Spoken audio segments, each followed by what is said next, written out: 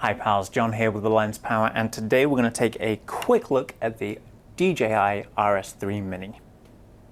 This is currently DJI's smallest gimbal, its most lightweight, compact, nimble gimbal that they offer.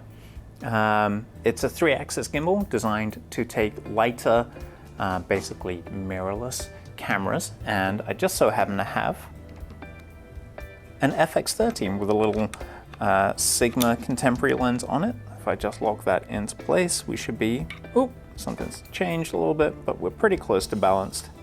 Right about there. This balances in much the same way that any other gimbal, especially any of the DJI gimbals, balance. As we can see, I'm not quite balanced, but I'm close. And ta-da! It is their latest offering, and it does include a few features and functions. I'm gonna power this on. Here we go. That previous iterations of their small minis, their say the Ronin SC or even the RS3 don't have. Basically, it's got updated software inside it, so its tracking and stabilization is better. It's a super compact design. I actually love that. I have somewhat larger hands, and even in my hands, despite its compactness, it still feels good in the hand. It's got this lovely little tripod that doubles as a grip extension, which again, even though it's small, it feels good in a decent sized hand. And yeah. Now, one of the key things about this, and I'm gonna shut it down. Here we go, I'm going to sleep. Is that you can actually take this arm off here. There's a little release on the bottom.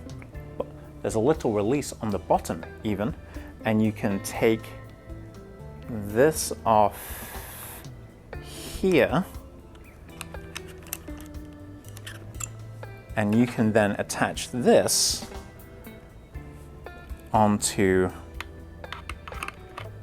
here, like so. Now you have to rebalance it at this point because obviously everything about the center of gravity is different. So I'm just going to try and quickly do that on camera, which, as we know, anytime you try and do something on camera, works out swimmingly.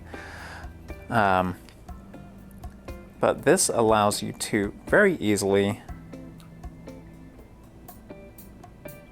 do all those wonderful vertical videos that have become so popular on everywhere, basically, thanks to smartphones. And they're just like, to hell with landscapes and how our eyes are laid out and how televisions and movie theaters have been set up for centuries.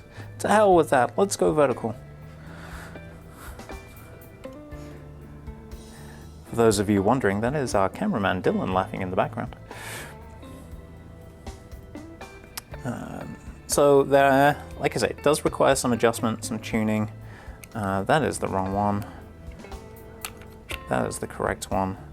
Because, as I say, the center of gravity is going to be massively different to when you're shooting horizontally. But it's all the same process. So we're about there. We've gone a little bit that way. So we're just going to tweak that too much. And tweak that way too much. Just a little bit there. More forward. We're getting there. We're pretty close. Close enough that it should work. Now, the RS3 Mini, i.e. this one, doesn't have all of the features and functionality that its larger brother, the RS3 Pro, has. And that's because it's not a Pro model. It's because it's a lot more cost effective to rent as well. There you go. So some of the features it's lacking. It doesn't automatically lock when you put the gimbal to sleep or turn it off, which is a really nice feature about the RS3 Pro. It doesn't have the same quick release detached system that the RS2, RS3 Pro has, where you can just slide that little plate off and leave everything pretty much set up. It also doesn't have that that worm gear fine tuning for the front back, which makes it a little bit trickier to balance, but not too terribly much. We do have a NATO rail on this side, so if you have the attachment, you can, two-hand it like this. Yeah, this is a fantastic little lightweight, nifty gimbal. As I mentioned, we have paired this with the Sony FX30, which is their APS-C body cinema camera, and we've got a nice little Sigma lens on here, so effectively I've got like an 85mm on here, and it's nice and smooth. You've got a full color touchscreen display in here, so you can get in, change up a whole bunch of settings. You've got Bluetooth connectivity, you can change up speeds and resistances and smoothnesses, change the functionality of the trigger button, change it from pan tilt mode, tilt follow mode. Yeah. DJI RS3 Mini. Perfect, super affordable solution if you have a lightweight camera. When I say lightweight, it has a payload of 4.4 pounds. And I know what some of you are thinking. 4.4 pounds, John?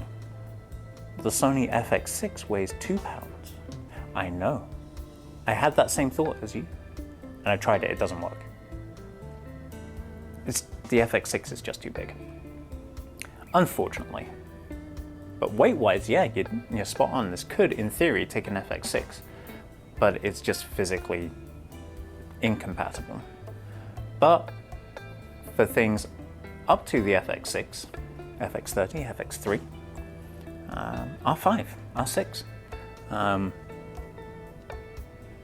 yeah, this is a great setup, especially if you are creating vertical content.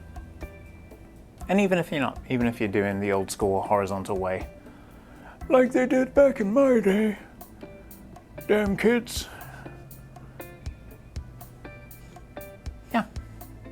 RS3 Mini from DJI. Available on our website, thelenspal.com, with rentals starting at 2 days and running all the way up to 90 days. And if it happens that you need it for more than 90 days, give us a call, we'll work it out. And that's pretty much it. Until next time, we'll see you soon.